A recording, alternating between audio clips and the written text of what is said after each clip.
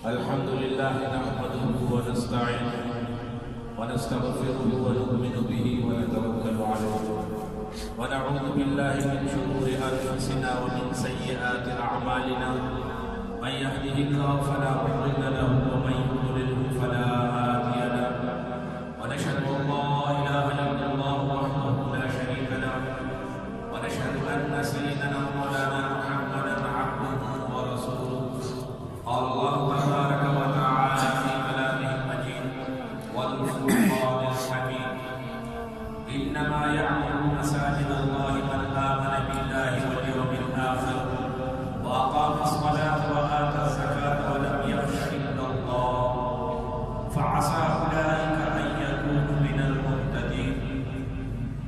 وقال الله تبارك وتعالى وتعاونوا على البر والتقوى ولا تعاونوا على الاثم والعدوان. وعن عثمان بن عفان رضي الله تعالى عنه قال قال رسول الله صلى الله عليه وسلم من بنى لله مسجدا بنى الله له بيتا في الجنه او كما قال عليه الصلاه والسلام. اللهم صل على سيدنا مولانا محمد وعلى ال سيدنا ومولانا محمد وبارك وسلم عليه.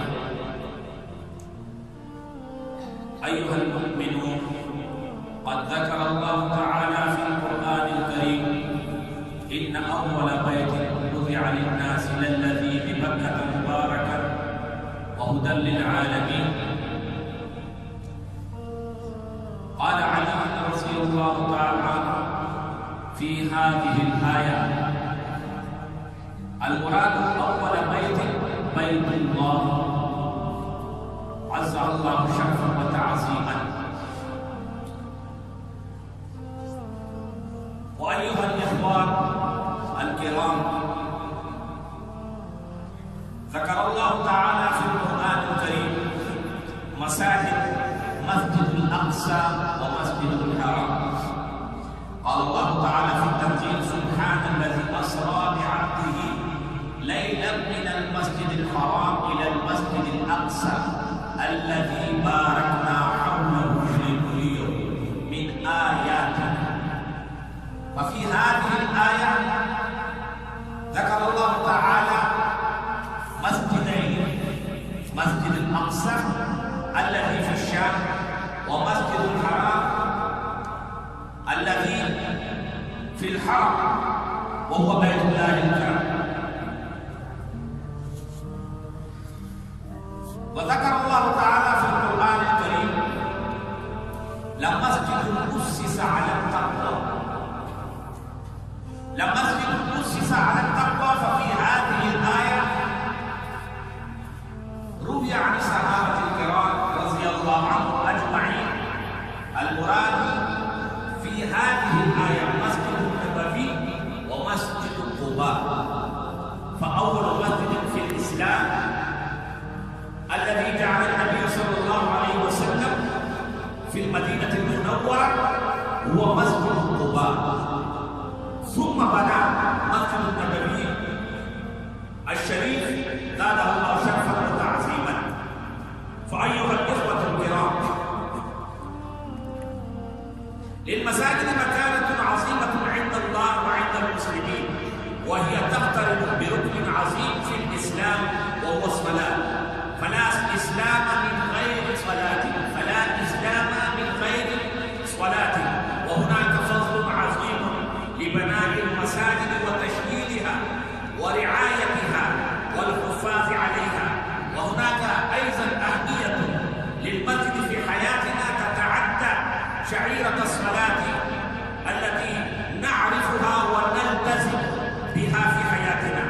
فهناك أعمال عظيمة تقام في المسجد حيوية هي للمسلمين أفرادا وجماعات، ولها أثر عظيم على المجتمع المسلم في شكل آخر، وفيها تقوية لعلاقات المحبة والترابط بين المسلمين. وهناك عدة نصوص تحدثت حول فضل بناء المساجد ورعايتها والاهتمام بها.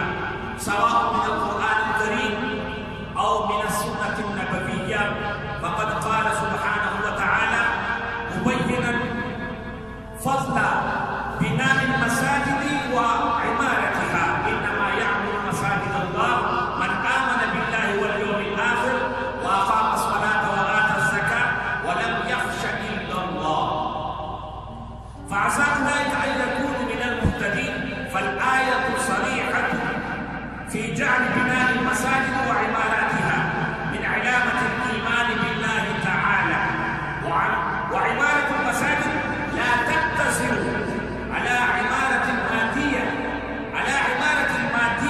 لها، بل تتعدى ذلك لتشمل العمارات المعنوية أيضا، كما وجعل النبي صلى الله عليه وسلم بناء المسجد من ذنوب الصدقات الجارية، فقد قال النبي عليه الصلاة والسلام: سبع يجري للعبد أجرهن وهو في قبره بعد موته: من علم علما أو أجرى نهرا أو حفر بئرا أو غرس نخلا أو بنى مسجدا أو ورث مصحفا أي قرآنا أو ترك ولدا يستغفر له بعد موته، أو كما قال عليه الصلاة والسلام. أيها المؤمنون، قد ذكر النبي صلى الله عليه وسلم في بناء المساجد وأعمال الخير فيه أجرا عظيما. عن عثمان بن عفان رضي الله تعالى عنه قال: قال رسول الله صلى الله عليه وسلم: من بنى لله مسجدا بنى الله له بيتا في الجنة. وفي رواية: من بنى لله مسجدا ولو كمفحص قطواء بنى الله له بيتا في الجنة. والقطواء طائر معروف في الحجاز والعراق، طائر معروف. عن أبي هريرة رضي الله تعالى عنه قال: قال رسول الله صلى الله عليه وسلم: أحب البلاد إلى الله مساجدها، أحب البلاد إلى الله مساجدها، وأبغض البلاد إلى الله أسواقها، أو كما قال عليه الصلاة والسلام. رواه مسلم. عن أبي هريرة رضي الله تعالى عنه قال: قال رسول الله صلى الله عليه وسلم: إذا مررتم برياض الجنة فارتعوا، إذا مررتم برياض الجنة فارتعوا. قيل: يا رسول الله ما رياض الجنة؟ قال: مساجد. قيل: ومرته يا رسول الله؟ قال: سبحان الله والحمد لله ولا إله إلا الله والله أكبر. أيها الإخوة الكرام، هذه مساجد رياض الجنة، وفيه الركب سبحان الله والحمد لله ولا إله إلا الله والله أكبر، وأعمال الخير كلها هي الركب. وعن أبي أمامة رضي الله تعالى عنه قال: أن حبرا من اليهود سأل النبي صلى الله عليه وسلم: أي البقاع خير؟ أي البقاع، أي البلد، أي موضع خير؟ فسكت عنه وقال: قال النبي عليه الصلاة والسلام في نفسه: اسكت حتى يجيء جبريل، اسكت حتى يجيء جبريل. فجاء جبريل، النبي عليه الصلاة والسلام سكت وجاء جبريل فسأل فقال: ما المسؤول عنها بأعلم من السائل، ولكن أسأل ربي تبارك وتعالى. ثم قال جبريل: يا محمد إني دنوت من الله دنوا ما دنوته منه قط. قال: وكيف كان يا جبريل؟ قال: كان بيني وبينه 70,000 حجاب من نور، 70,000 حجاب من نور. فقال: شر البقاع أسواقها وخير البقاع مساجدها. رواه ابن حبان في صحيحه، أو كما قال عليه الصلاة والسلام. وقال النبي عليه الصلاة والسلام: المسجد بيت كل تقي، المسجد بيت كل تقي. فالمعنى الاتقياء في المساجد وبيوت الله.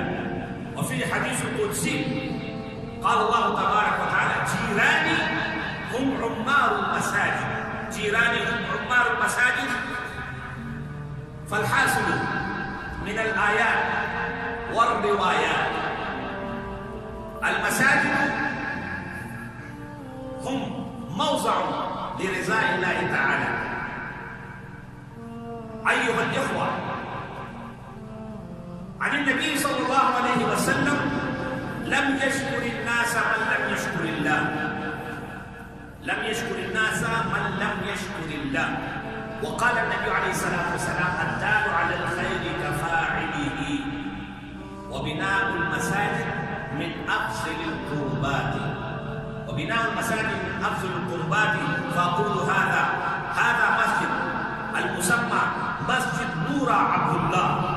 الخليفة حفظها الله ورعاها ونصرها وقواها، قد بنى لوجه الله فقط ولأجل الآخرة من الصمد، لكي يصلي فيه المسلمون ويتلون تلاوة ويذكرون الله قياما وقعودا آناء الليل وآناء النهار. فالمساجد لأعمال الآخرة أيها المسلمون. فادعوا للمحترمة نور عبد الله، خليفة حفظها الله ورعاها وأيدها ونصرها، بعد في كل صلاة مفروضة مكتوبة، لأنها أمة قد بناها هذه المسجد ومن ساهم معه. فأقول قولي هذا، فأنا أدعو له فأنتم دعاء له. اللهم اغفر لمن بنى مسجدنا المبارك ومن ساهم معها نور محمد الحاج ونعيم شاه ورحيم شاه، ولمن عبد الله فيه ولجيرانه من المسلمين والمسلمات. اللهم من وسع علينا مسجدنا هذا وسع علينا في الدنيا والآخرة. اللهم وسع عليها في الدنيا رزقها ووسع عليها في الآخرة مدخلها. ربنا هب لنا من أزواجنا وذرياتنا قرة أعين واجعلنا للمتقين إماما. ربنا آتنا في الدنيا حسنة وفي الآخرة حسنة وقنا عذاب النار. ربنا آتنا في الدنيا حسنة وفي الآخرة حسنة وقنا